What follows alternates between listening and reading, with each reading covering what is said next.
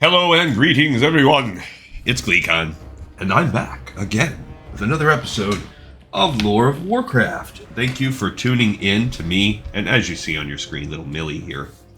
Last episode we continue reading War of the Scaleborn. I was wrong about just quite how close we are, not in terms of pages, but in terms of chapters. Maybe some of the last ones will be close. I think there's 28 in total, and we just finished the 22nd one, where we are in the middle of the showdown where the Primal Dragons are attacking Valdrakken, and Iridikron has finally taken the field, and in the north, Viranoth and Alexstrasza are 1v1ing, and it doesn't look good for Alexstrasza. So tune in on the next episode to find out what happens there. It kind of left on a cliffhanger. On the World of Warcraft Classic playthroughs that we've been doing, you can join us as we continue through the Wetlands with our gnomish mage, so stay a while and listen. Last time she started killing some gnolls, clearing the devastating, just really not ecologically friendly race. And we've also, oops, it did not pop up on Questy because Questy is annoying. I swear it takes like 2 tries every time and it wastes 20 seconds of my life. So I mentioned on the last episode that, you know, I was going to have a personal goal of getting back to or getting, not just getting back to, because I've sucked at this all along, but getting to what, in my opinion, could make this show a lot better, which is just sticking to the darn show. And, you know, these episodes where I rant and rave about my stupid life, my just dumb life, that is not the best content. I know it for sure. I don't want to hear about my dumb life that much. So this episode, we're going to do a change of pace, and we're going to talk about my life the whole time. No, I'm just kidding. I'm going to try. Now, I've kicked around some ideas for thinking. I am, you know, I'm not going to completely eschew talking about reality, because guess what? I'm a real human being, and, look, there's an invisible fell creeper. I think one of the quests in this zone is to kill those. We just haven't got there yet. This quest is to kill the Moss-Hide Fen Runners. And, well, actually, any Moss-Hide Gnoll that is... Yikes.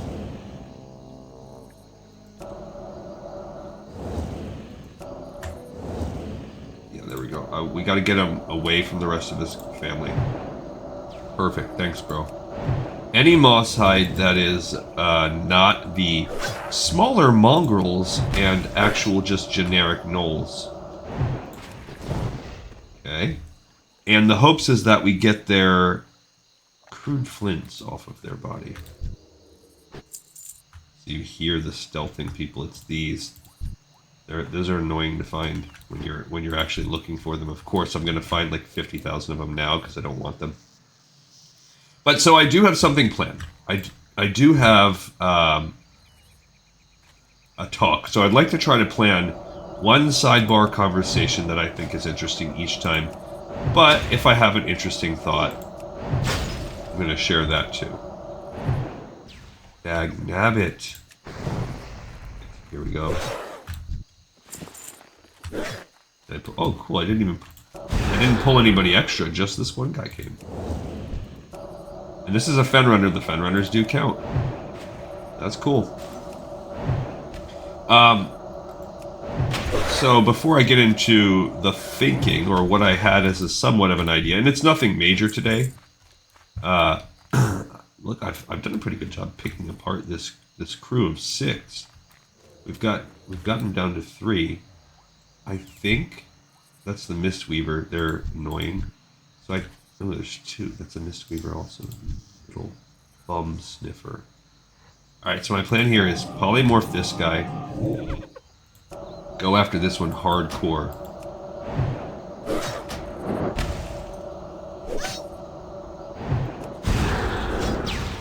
And then do what you see me doing right now, which is try to beat down Okay, blink out there a little bit, because now he's slowed. Now that other Mistweaver is going to come up in my life soon. I'm mighty close to that stealth. Yikes. Okay, that other guy's back. And now this person's back in business. Oh, I resisted. That's perfect. If I didn't resist, I think I would have had to either drop a potion or plan differently for what's going to go down.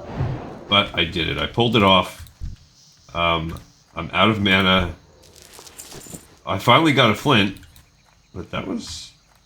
Now, if you were smart, and you really cared about leveling and the ease with which you leveled, you would do what I did not do. What's that, you say, Gleekon? It is... Oh, here's one I didn't get a chance to loot. I want to loot that thing, but he's got his dude sitting right on top of him. I would have spec'd... Oh, I got 2 flints. Alright, cool. I would have spec'd in a way that would give me extra chill, and then I could Blizzard Blast these guys. Blizzard Blast is also a very fun game you can play at home by yourself. If you're lactose intolerant, you go to Dairy Queen, you buy like 6 Blizzards, and you just bang them back to back, and then you wait until the blast happens. Blizzard Blast! That was my first job ever, Dairy Queen. And I probably played Blizzard Blast before.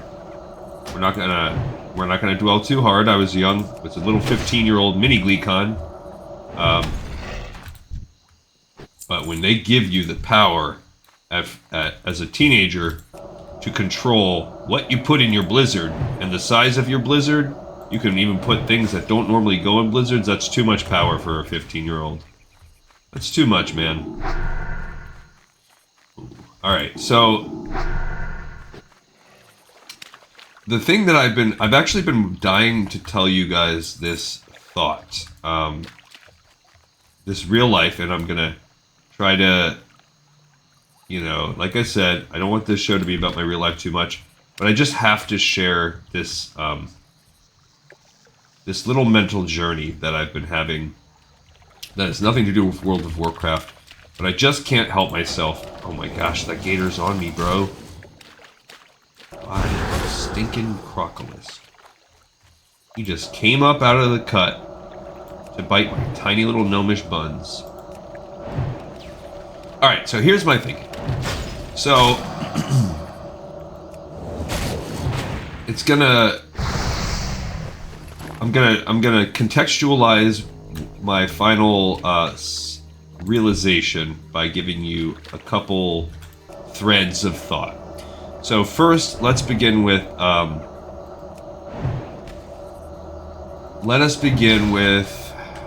overview, like a quick little idea of my own life. So actually, you know what? I'll talk about. This is about something to do with me and my wife. So. We've been married for about almost 15 years. Been together longer than that. And like any couple, we fight. Maybe we fight more than some. Maybe we fight less than some. I can't quite say because I'm not in the houses and living rooms and everything with the couples around the world. So I don't know for sure, how to really compare myself. But let's just say, maybe I'll even, I'll give other couples the benefit of the doubt and say, hey, maybe my wife and I fight more than them. Okay? So, as the years have passed, we fought less and less. But we fight about those things that couples tend to fight about.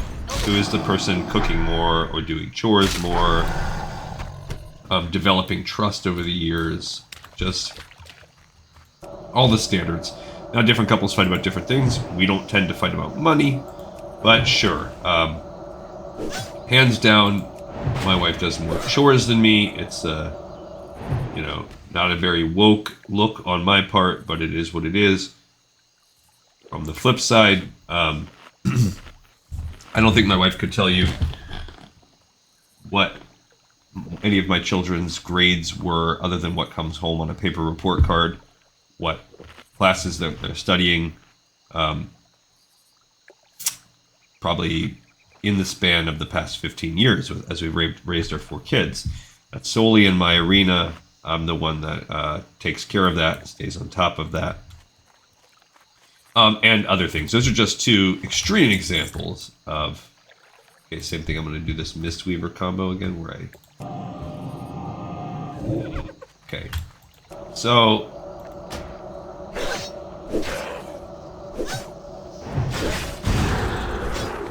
Oh, bro, can I blink out of that? Yes, I can.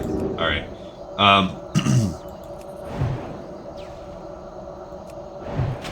So.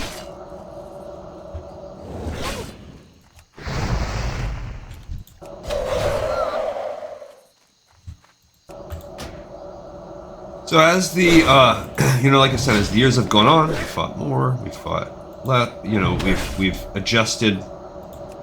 But one of the things that we've always kind of had a little bit of a going back and forth with was chores.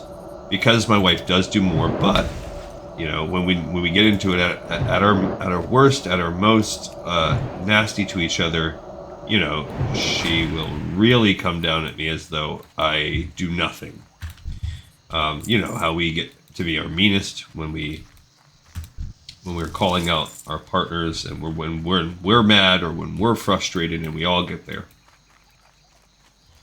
So I have long held, hey, I do things, and like some of the things I just mentioned. I do. I'm the person that does the work. I come home every day. I'm taking care of the kids and staying on top of the homework. And then there are just other little things here and there. So I've always tried to defend myself and done so poorly, because a lot of the times I'm not prepared in the heat of the moment to argue my best case. Okay. So the reason why I'm belaboring all of this point is because I've noticed about a year ago, some things started to change. So let's switch over before I finish that line of thought. So one thing that has changed over the past, say, 3 years is I moved out of the kind of grunt side of. I got my master's a few years ago, and that coincided with me kind of changing from just being okay doing my job to trying to move up. So and it also coincides a little bit that predates the start of this show. But this show, you guys haven't seen me in that phase, but my work ethic in terms of my overall in terms of my actual job change. And I'm not going to talk that much about my job, but some things that did come about at that time, or the finishing the higher education, sure, that was part of it. Continuing to get raises and promotions, making more money.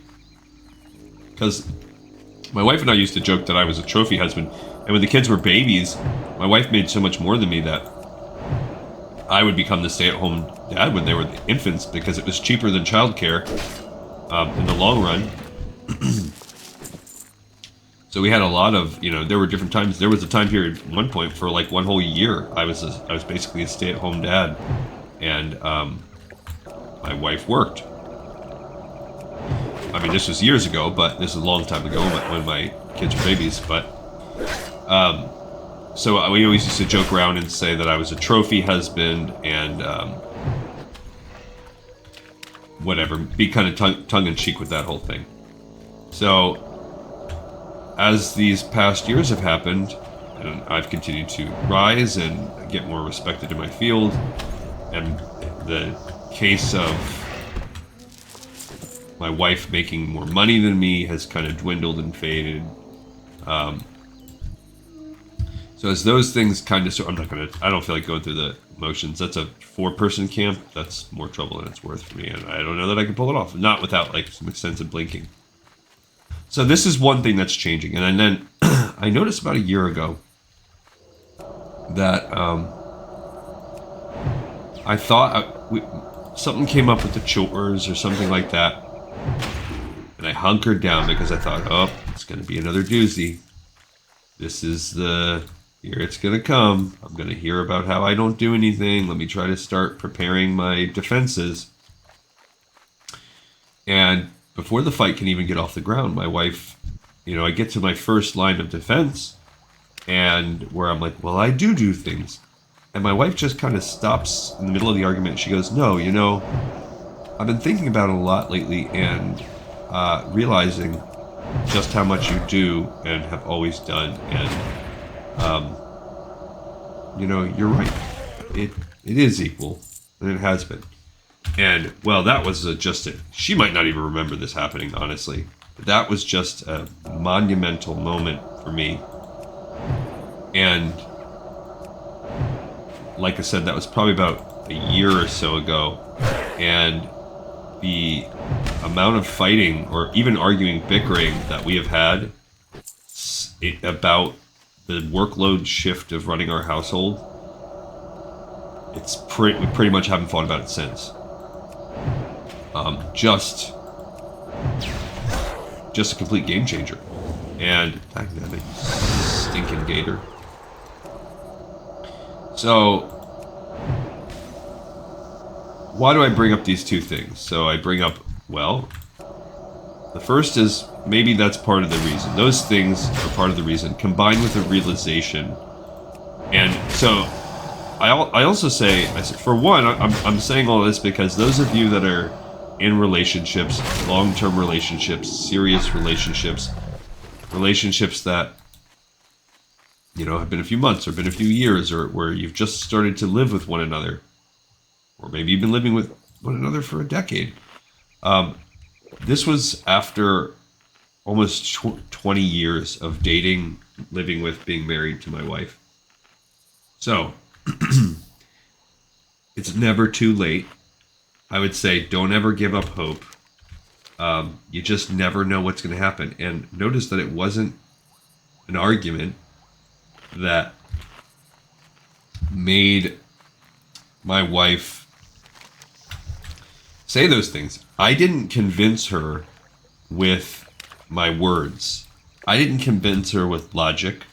I didn't convince her through debate. I convinced her through decades of actions. Decades of actions. And it was probably,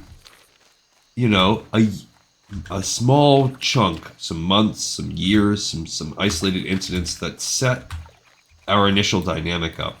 When we were way younger. She met me when I was 19. So, I think that if you do the work and you have the patience, anything can change. Anything can change for the better. Now, here's the real reason that I've brought all of this up. Well, I hope that helps someone out there. But the real reason is, so Valentine's Day just happened. And coincidentally, I was just little Valentine's Daisy kind of things have been popping up around me. So I was watching a 1970s episode of Saturday Night Live and having a little fun with that, and just happened to be the Valentine's Day episode from back then, and some sketches come up, little comments come up, and kind of give me some food for thought. And I'm listening to some podcasts, and they're from old, they're old, they're not current, they're from a couple years ago, and I'm trying to catch up on some of the ones that I watch. And I happen to watch this Valentine's Day one. And they get to talking about love on this show. And the host of the show says he's joking around about bickering with his significant other. And as they're having this conversation, they kind of give him a hard time and they're like, oh well, you know, they love you or whatever, or they're just annoyed by you, but they love you. And the guy says, well, yeah, you know, it's so easy to fall in love with someone, and it's easy to be in love with someone. It's easy to love someone, but it can sometimes take a really long time and a lot of work to have someone fall in respect with you. And so I don't know why, I think all of these things just coalesced for me at that moment. When I heard that line, I was like, holy crap. Like, I think that's what's been happening in my life. I think my wife has loved me with all of her heart for decades. But I really think it's taken all this time for her to see enough to see me in these different contexts that she's fallen in respect with me. And it's such a more gratifying thing almost. I don't know, it's more gratifying. So that's my story that has just been weighing on my mind. And the reason why I haven't I wanted to say it so bad to you guys is I haven't had there's not really an appropriate context for me to say this, you know? Like, I haven't had the chance to, this is not necessarily the conversation you can sit and have a buddy with, maybe if you have some beers. And it's too weird, like, I haven't even told my wife this conversation, and she doesn't listen to the show, she'll never hear this. But I just think, it's too weird. Like, I can't go up to her and be like, you know, honey, I think you've fallen in respect with me. Because, you know, she'd be like, no, I've always respected you and blah, blah, blah. And I'm not saying that she hasn't always respected me, but I think it's different. And I think there's something to it. So, in this week of Valentine's that we have, it's easy to go out there and try and celebrate love. But I give you something else. I give you not a common hot take there, but look and celebrate respecting and falling in respect with the people that you love. All right, so Raphael the Green Warden, let's see what he has for us. Do you have the tools for fire? Thank you. I will smash these fence and cast them into the sea, so that they will never again be used to burn living wood. Blisters on the land. I do not know why, but a festering grows within the wetlands. Fan creepers have risen, they are diseased. Fevered blisters on the land, and for the fever to break, they must be dispatched and allowed to settle back into the marshes. The fan creepers shamble amidst the waterways of the wetlands. Alright, so this is another quest from Homeboy here. It is a level 26 that he has given us. But it's kind of, I mean, I want to go out this way, but it's also, this is where we're fighting these invisible guys. This is the one that takes a long time. Oh, I'm casting it on him. That's why I'm like, what? Not that I really need this. So now we're going to hunt down. We have to kill 12 of them. I'm not worried that it's 26. Again, she's 28. Did I spend all my points? Yeah. So they only appear in water, and they're stealth. So you got to take those two things under consideration. See, there they are. When I first did this quest, I ran around the whole... It took me forever, because I ran around the whole wetlands, and I'm like, dude, where are these guys? I couldn't find them. Like, I think I found one by accident, so I just assumed these guys are just lurking, and I didn't realize they are annoying butthole little stealth guys. So just kind of, it's actually following that kind of path where Questy has them marked is not the worst idea. But I wouldn't exclusively stay there. Just hug the waterways. I keep clicking tab because sometimes you'll be able to find them. If you wanted to put it on a macro, put it on a macro. Like target Fen Creeper, but even that, it's not going to target them until you're within their stealth range. So I did it with a macro, I think, and it was like, whatever.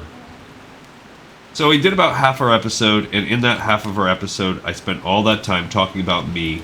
And I am sorry. I know that it sucks, but I really felt like I've honestly, I swear, for the past 2 days, I've just been waiting to make this episode, and I couldn't do it yesterday because we were reading.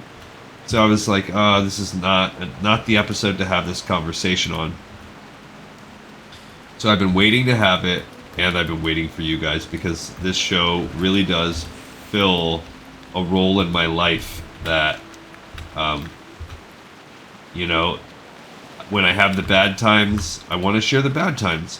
When I play my favorite game in the world for hours and days and months and weeks and years on end, I want to do it with you guys. And when I have something I really am excited to share, like, I can't wait. So in a way, I mean, that's how I feel about my best friends. That's how I feel about my wife. And that's how I feel about you guys on this show. So I'm glad when I get these little comments, when I get a couple new subscribers, and excuse me, I get the little comments about someone liking a particular joke I made or a read through of a book I did. It's just so great for me. So I'm glad that I hope I can give something back to you guys, because this show gives so much back to me. All right, so I didn't fully cheat on my homework here. I did have a goal to make a concerted effort to talk about the different topics. And I was at a little bit of a loss, because I also feel like, man, how can you talk about so much things on the show? As many episodes as we make, I would need to get very creative. And I think it would be super helpful to have, this is what I'm talking about if I wanted to really make this show serious. Well, I would have sort of like production meetings, even if it was through text or video. I would need a partner. I just think it's so important. You know, you can have people like Asmongold. I think his partners are like his eyebrows. Like if I was like,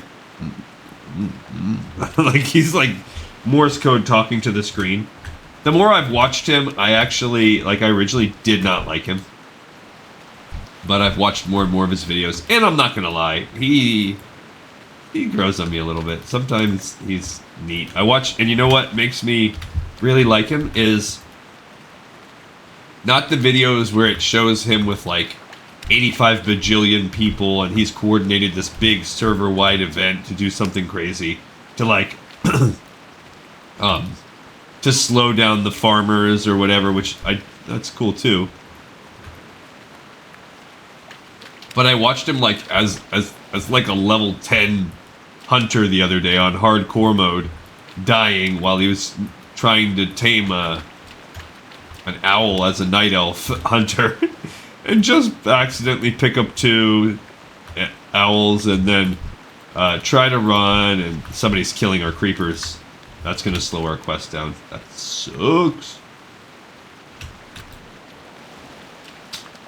Dang.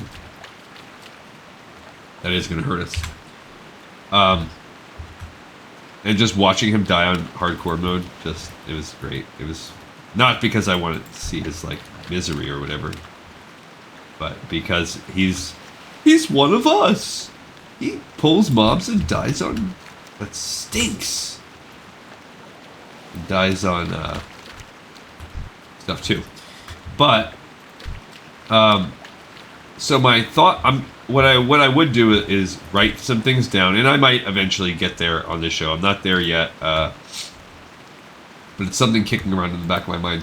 But what I had as a thought for this episode today, because I'm thinking, okay, well, where are we? What are some things we can do? Well, we're in the wetlands, and what is kind of the unique... What's some of the cool stuff about the wetlands? Well, it's a swamp, but there are a lot of swamps, but what the zone seems to really defend, Lord, we don't need that. We only need to defend creepers.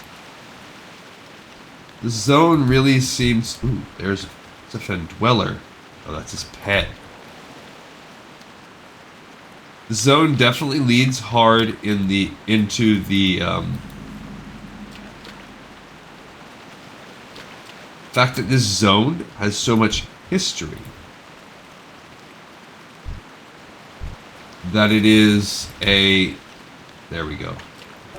That it's a zone that... I mean, they have the archaeology stuff going on. With the whole dig site. It's close to the dwarven land, so you've got that sort of element. And then you think about, well, what's going on? You have this, obviously, this struggle, this nature versus the destructive humanoids kind of trope between, as so far, we see the gnolls, but also you see it to some extent with the orcs as well that are in the dig sites. You have this area where, look, you've got raptors. So you have this dinosaur, you know, this connection to this land being a land of time that time has forgotten, kind of. So that made me start thinking about, okay, what are some of the what are the creatures in this land? Well, we see gnolls. We see the orcs and the humans. You see the dark iron dwarves. And then we also see these bog dwelling kind of things. Strength and spirit. Ooh. And we see the gnolls. I think there might be some murlocs around here too. There's also some ghosts. Do believe we get some murlocs. There's also some trolls. So of those, well, orcs and humans came here late. We know their storyline. They're relative newcomers to the land. The Dark Irons probably have been here-ish longer, but we can still trace their actual history to the Wetlands. They came out of the War of the Three Hammers, and now they're only here because this is sort of...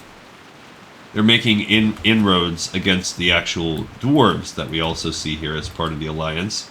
The animals, you have dinosaurs, you have crocs, a couple spiders, some just regular, you know, non-evolved wildlife, and then you have the gnolls and the murlocs. And it made me think there probably should be done, and I'm not equipped because it's going to take some research, I'm not equipped to really do all of it here.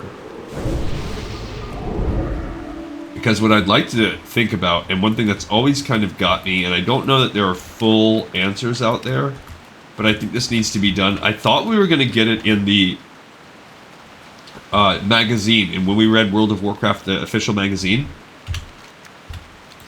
I thought we were going to get this. There was a spread in, I don't remember, the 4th or 5th issue, where it was like excerpts from Bronzebeard's notebook, and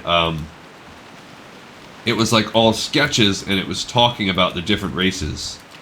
But with each one, it just gave little notes. I was hoping we were gonna... What I would really like to see is like a chronology of like evolutionary paths, which things arrived on Azeroth first, in what order, which things came from which things have a non-organic background, like for instance the Naga.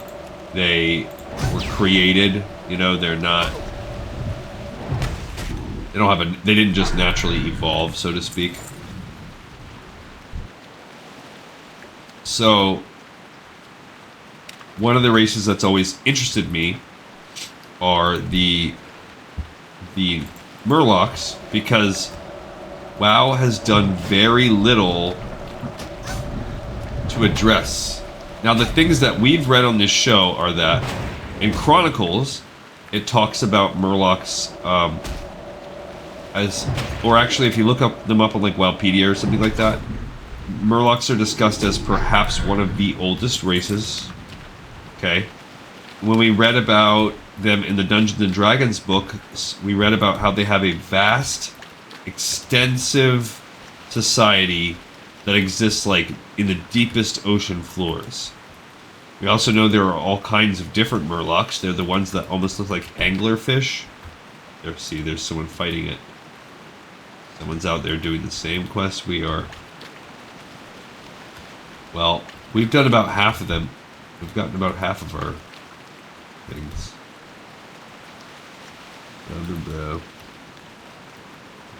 And that does cause us pain because it is hurting us. It's gonna hurt where we find these things.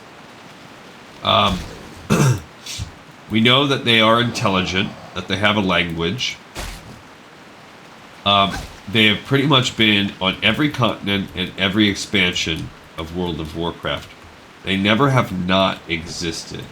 They're never not part of whatever you see. You also have the,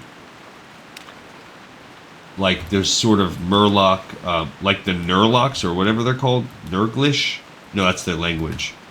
But there are other versions of Murlocs that we see.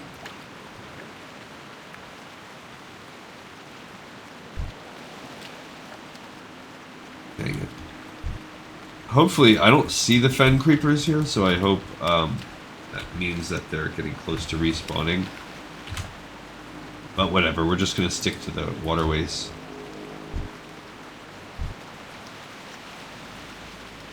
We know they've also been in...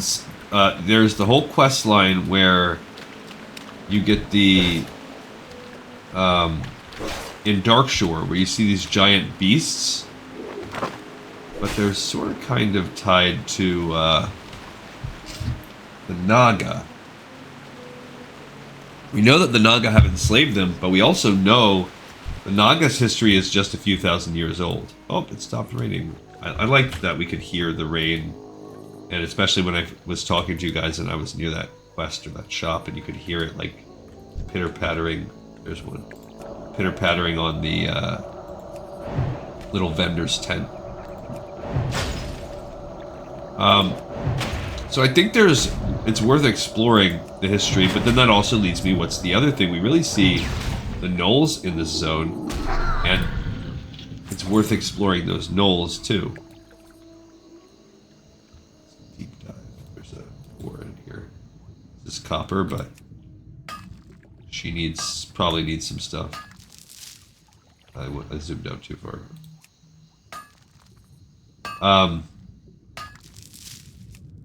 So they are part of, I mean, it seems like a lot of the bipedal races in WoW, one of the conceits is that they tie them to animals a lot. Now, gnolls, they did not invent gnolls.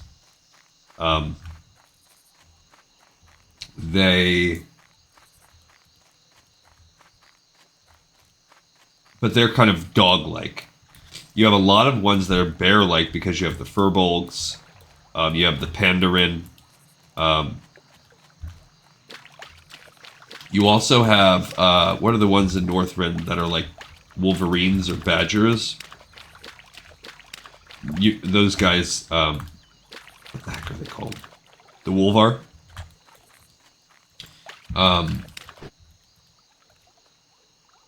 There are the Tauren.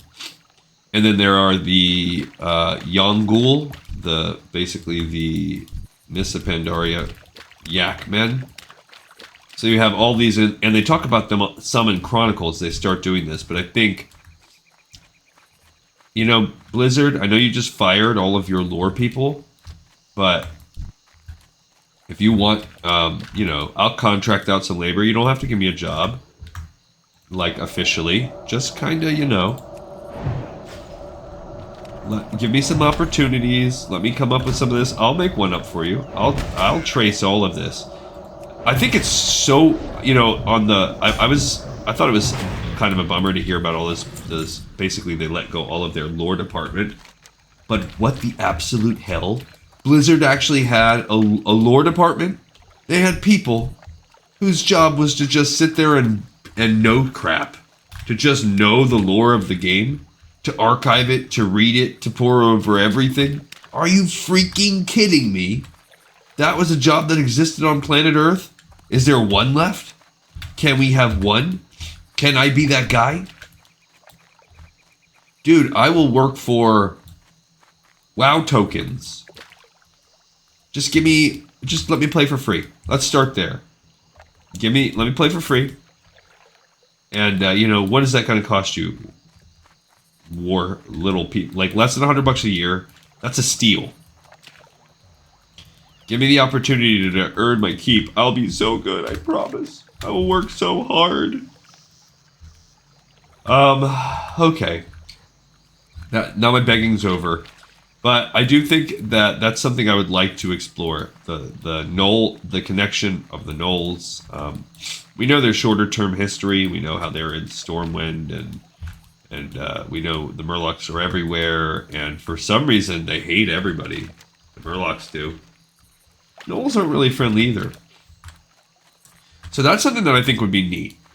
I think we managed to have some quest lines where they play around with Murlocs, but I don't know how many truly friendly Murloc races. Oh, also I forgot about the fish people race from Missa Pandaria and the monkey people. You've got I can't remember the name of their respective races, but there's just tons of anthropomoids. You have the fish people, the whatever the heck they're called. I can't. I'm drawing a blank on all of the names. You know what I'm talking about. The praying mantis people, not to be confused with the Silithid or the Karaji, all different, or the Nubarok type people in Northrend, all distinct. We need 2 more of these guys.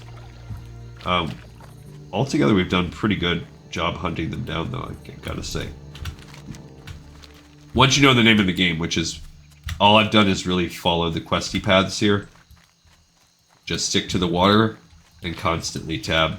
That's all I'm doing.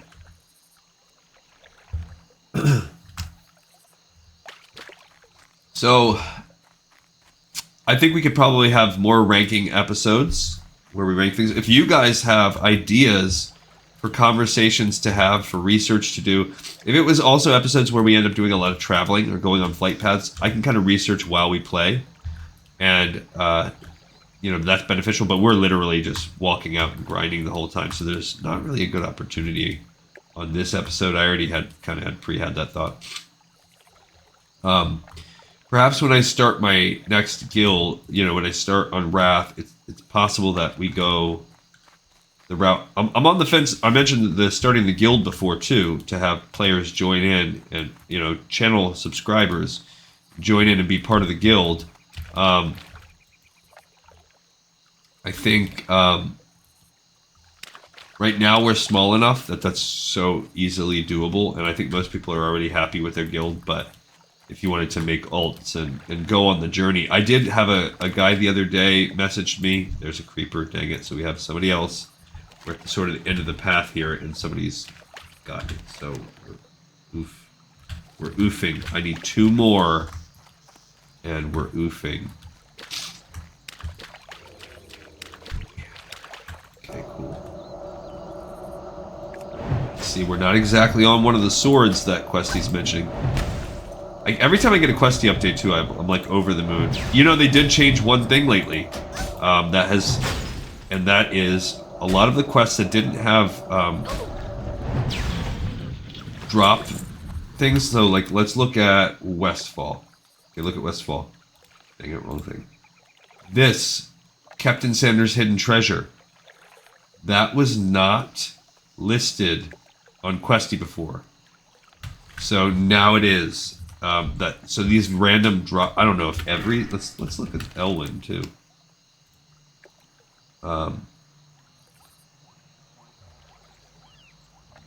Not everything though, because if you look at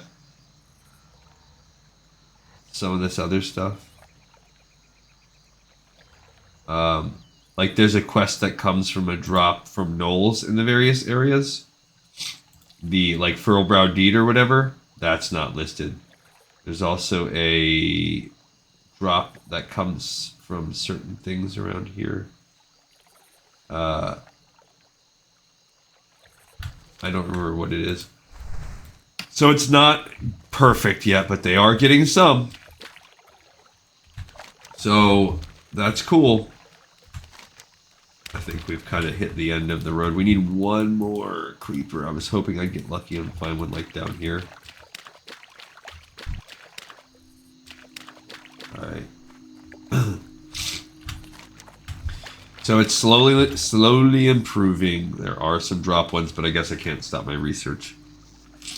Yeah, keeping everything open. Now, if you do, I did notice if you look at Wowhead and you don't just rely on Questy, Wowhead's pretty good. Not 100%. I also recently did a Cluck quest, which I didn't do with any characters on this show. I need to do that so you guys can check it out, because that's sort of a secret quest. It's not listed. And then I think it's actually available for the Horde too, so I'm going to consider doing that. It's going to be, I'm telling you, when I get my spreadsheet, whoever makes Questy should throw me a bone, because my spreadsheet is going to be more thorough. It is more thorough already for the zones I've covered than Questy is. So I do really think, and when I make those episodes, when we start Wrath and I start making the episodes, I'm going to revamp, because my spreadsheet right now is more robotic and thorough. I'm going through every quest in every zone from the perspective of like an archiver, someone that's, I'm trying to find everything, and I'm not worried about playtime, so it's making my playthrough go a little bit slower, but it helps me ensure the thoroughness. Then what I can do is come back a second time, and whether I get there with my wife or whether even if it has to wait all the way till we make the show, I'm going to use my own spreadsheet, but then create a clustered, we're going to run it more like an actual player would, I'm going to run it more like an actual player would run it, where I will chunk together quests and things as appropriate to minimize the amount of running around back and forth that I have to go to front load when you should pick up quests and stuff like that. I'm already trying to do that to a certain extent. Like, let's say we have the Stormwind quest that is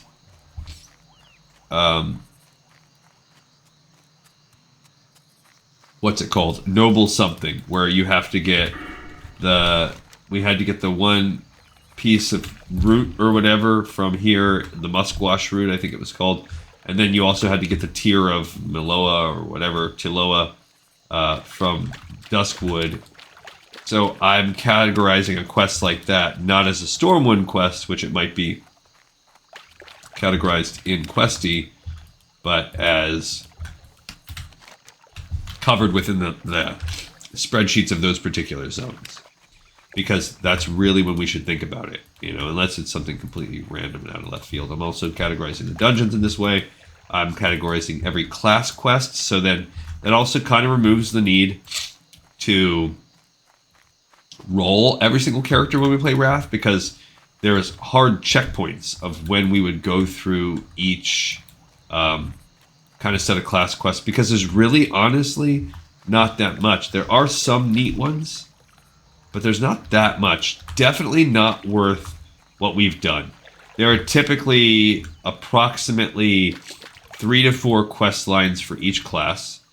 And then they all have the raid specific, which are who the crap cares. But they're all specific to like running Zuldrak or Naxxramas. And there are quests to get the raid gear for the end game, the epic gear. So, in hindsight, I wish I wouldn't have done this, but we're pot committed now. There's also little to no racial quests in the game. I thought that was a thing. It's not really a thing. The only real quote-unquote racial quests in the game are, at level 10, you will have quests that tie you into like traveling to your capital city. So for instance, when you go to Westfall, there's a level 10 quest series that will send you to Stormwind and back to deliver goods. All secondary zones have this. So the Barrens has this, Silverpine has it, yada yada yada. But it can only be picked up if the race matches the capital city of that zone. So only if you're a human can you get the Westfall series. Same thing goes with Loch Modan. So every race has that, and other than that, there are a few quests that are tied to race and class. Very few. It's mostly like the Horde. There are some differences between Horde and Alliance, between class, and that's just dang it, Fen Lord. Nothing you can really do about that. But like priests, your class quest for your priest is 100% dependent upon your race. Well, that shoots us in the foot anyway because we didn't roll every single possible priest class. So it's already a sham. The actual true permutations, and I think I ran this down, no race has less than 4 members. I mean, it has less than 4 class options. So we're talking at minimum. If you looked at, I think there's 8 races. Yeah, there's 8 races in Classic. We have at minimum 32 different run-throughs. If we really wanted to not be a sham, not be a lie, we would have a minimum of 32, and that's really a great minimum. Here, we got a few minutes as we run back. Let's actually count how many playthroughs the true enthusiast would need to do. Well, for warriors, every single race can be a warrior. So that's 8 right there. Then you look at Paladin, only human. So, because I'm kind of going, or I'm going to do it reverse. I'm going to do it by class instead. Paladin, Dwarf, and Human. I lied. Dwarf and humans can be Paladins. So that brings us up to 10. For Hunters, let's see. I don't think humans can. Night Elves can, and Dwarves can. So that's 2 on the Alliance side, so we're up to 12. And then, I'm pretty sure Orcs can. They can. Trolls can. And Tauren can. So that brings us 3 more, so we're up to 15. Okay. Then, for Shaman, Orcs and Trolls, and Tauren can also. So that brings us to 18. Druids can only be done by Tauren and Night Elves, so that's 20. And then Rogues, almost every class. Pretty sure every class except Tauren. Because you have humans, Night Elves, Gnomes, and Dwarves. Yep, they can all be Rogues. And then you have Forsaken, Orc, Troll, but not Tauren. So 7. So now we're up to 27. So that's 27 playthroughs. Remember, I had estimated a minimum of 32. Now let's look at the Clothies. Priests. Who cannot be a priest? I don't think there are gnomish priests. And from the Horde side, there are not Tauren priests.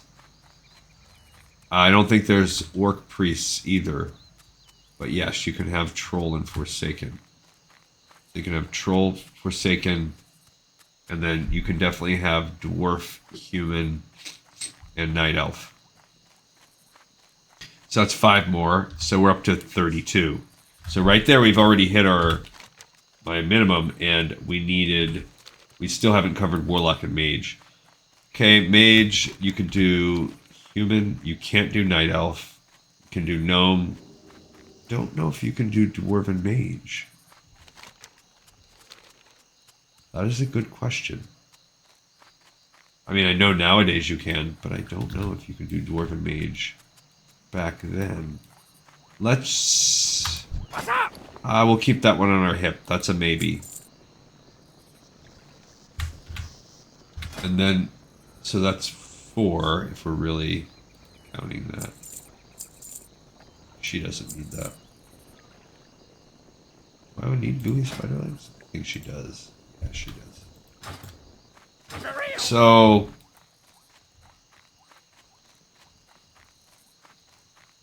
For Mage, what is that? So that's 3, and then on the other side... Troll, yes. Don't think Orcs can. Can they? We'll count it as a no because I counted it as a yes for Dwarves. Undead, yes, for sure. Tauren, no. So we are, I'm going to say that's around 5. So now we're up to 37. And finally for warlocks, humans, yes. Gnomes, yes. Don't think dwarves. And definitely no to night elves. And then from the other side, orcs, yes. And Forsaken, yes. So 4 more. So we're at 41. So approximately 40. I think 41, maybe 42. So you would need that many characters as opposed to... Look how long it's taking us to do 9. All right, let's talk to the Fenlord. And then we're probably going to wrap. We might walk to the next place. This land is soothed by your efforts, and for this I will grant you a boon. I don't care about the robe, so then I guess I'll take the Phyto Blade, which would give you a nature damage blasting single-handed sword. I'll take that.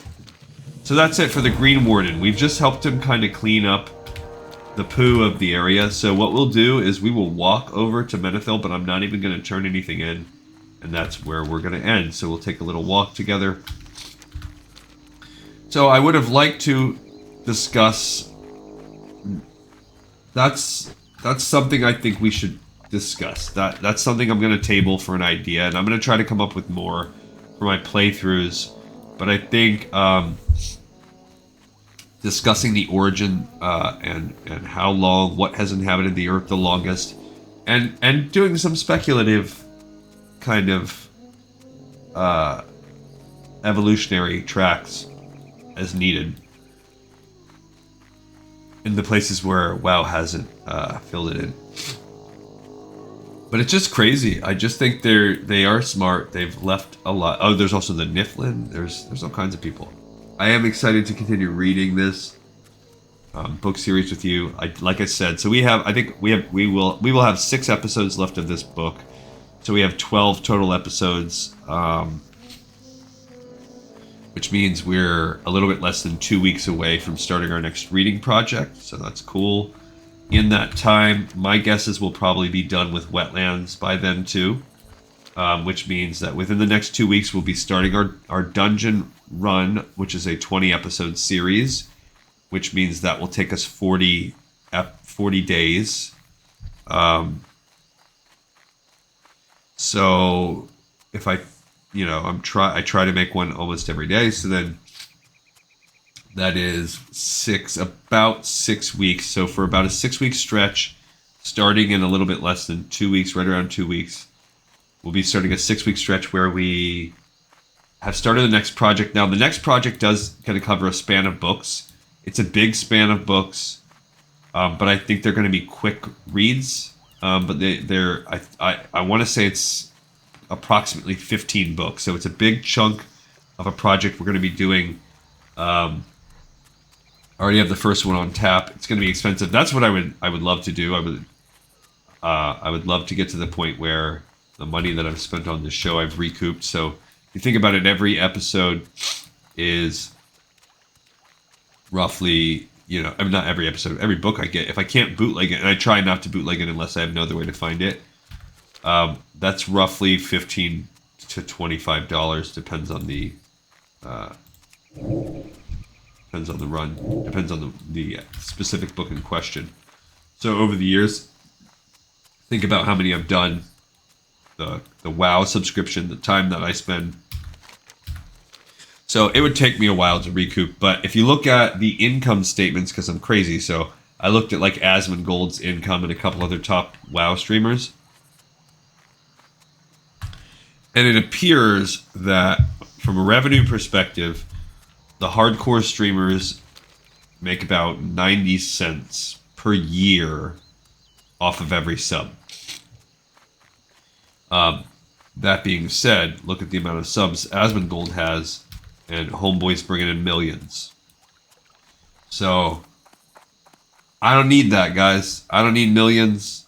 But I'll tell you what, if I got to the part where I was making, let's say I had 75,000 subscribers. That's a lot. That's a crazy amount. But if I had that many, and the money actually did track with that, with the things that I tracked, with the research that I've done. That would mean I was making less than I was making now, but I think I would greatly scale back my work. I would take a position where I worked from home. And if my current job wouldn't give it to me, I'd contract out my services to a smaller company where I could work much less hours, and I would hire a producer. If nothing else, like an editor type of person that could come through and really spice up my videos. Someone that I could afford to pay 20 grand a year to, where I was not their only customer, but that they could take my clutch of videos that I made daily and also, helped me come up with some ideas, stuff like that. Someone that I could use as a, not just like a silent partner, basically. So we will continue next time by turning in the Algaz Gauntlet. We'll be turning in the delivery that we have. We'll pick up and explore this whole town, and that will allow us to kind of explode out and do a bunch of different quests. But like I said, there's not a billion. We've already done the hard stuff at the end. We'll end probably with this little zone right here. I don't think there's much, if anything, that will send us over there. And we'll have a pocket of quests here. We'll have a pocket that send us over in this chunk of land. And we have another episode in the pipe 5x5. Thank you everyone so much for joining me. You are awesome. I love you all. Thank you for helping me entertain my pipe dreams. Thank you for being my friends. And that's weird.